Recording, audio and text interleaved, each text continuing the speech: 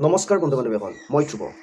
তো বন্ধু বান্ধৱীসকল, এটা ট্ৰেণ্ডত আছে যে SSC কনষ্টেবল GD 2021-ৰ যে মেডিকেল ডেট আহিল আৰু এই মেডিকেল ডেট 26 আগষ্টৰ পৰা আপোনাৰ 29 ছেপ্টেম্বৰলৈ এইটো আপোনাৰ ভাইৰেল হৈছে যে 26 আগষ্টৰ পৰা মেডিকেল ডেট আৰু হ'ল এইটো বিষয়ত যি আমি ইউটিউবত যদি আমি চাৰ্চ কৰোঁ যে SSC কনষ্টেবল GD 2021-2022 যি মেডিকেল ডেট, তেতিয়াহ'লে বহুত ইউটিউবাৰে কয় যে 26 আগষ্টটো একদম কনফাৰ্ম হৈ গ'ল।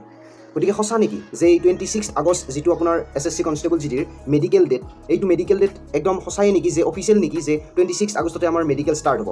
তো বন্ধু বান্ধৱীসকল, এইটো বিষয়ত যে মই আপোনালোকক এটা সঠিক জানকাৰী দিবৰ কাৰণে মই এইটো ভিডিঅ' বনালোঁ, যে আপোনালোকে এটা যাতে ভেজালত নপৰে বা এটা আপোনালোকে সংকোচত নাথাকে যে হয় নেকি যে 26 আগষ্টৰ পৰাই আপোনাৰ SSC কনষ্টেবল GDৰ মেডিকেল হ'ব।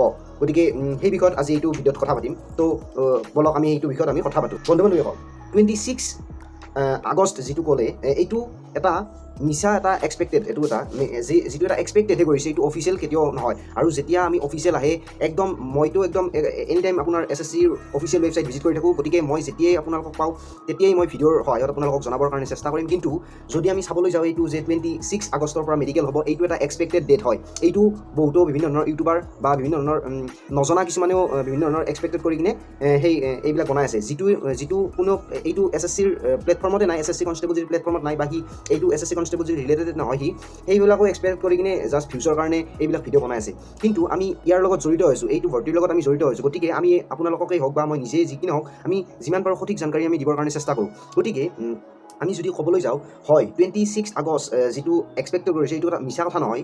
যদি চাবলৈ যাওঁ, প্ৰথমতে মেডিকেলৰ আগত আপোনালোকেও জানে যে মেডিকেল সকলোৱে দিব নাপায়। যিবিলাকে ফিজিকেল পাছ কৰিছে সেই সকলোৱে মেডিকেল দিব নাপায়। গতিকে আমি সকলোৱে জানো যে এটা মেডিকেলৰ কাৰণে এখন কাট অফ লিষ্ট মাৰে, আৰু সেইখন লিষ্ট বৰ্তমান ৰিচেণ্টলি আহি আছে। আৰু 20 পৰা 25 তাৰিখৰ ভিতৰত আপোনাৰ এই 5 দিনৰ ভিতৰত 5 to 10 দিনৰ ভিতৰত মই এক্সপেক্টেডহে কৰিছোঁ দেই, মইতো একদম অফিচিয়েল নহয়। গতিকে মই এক্সপেক্টেড কৰিছোঁ, আৰু আমি যিবিলাক এক্সপেক্টেড কৰোঁ, আমি এনে এক্সপেক্টেড নকৰোঁ, আমি বহুত চালি জাৰি চাই কিনে আমি এটা সঠিক নিৰ্ধাৰিত কৰোঁ। গতিকে এটা সঠিক ডেট এটা আমি নিৰ্ধাৰিত কৰোঁ। গতিকে আমি যদি চাবলৈ যাওঁ, যদি এই 5 পৰা 10 দিনৰ ভিতৰত যদি মেডিকেল কাট অফ লিষ্টখন মাৰে, তাৰে আপোনাৰ কাট অফ লিষ্ট মাৰাৰ 15 দিন পিছত আপোনাৰ এডমিট কাৰ্ড জাৰি হ'ব, আৰু এডমিট কাৰ্ডৰ 10 দিন পিছত আপোনাৰ শেষ হ'ব।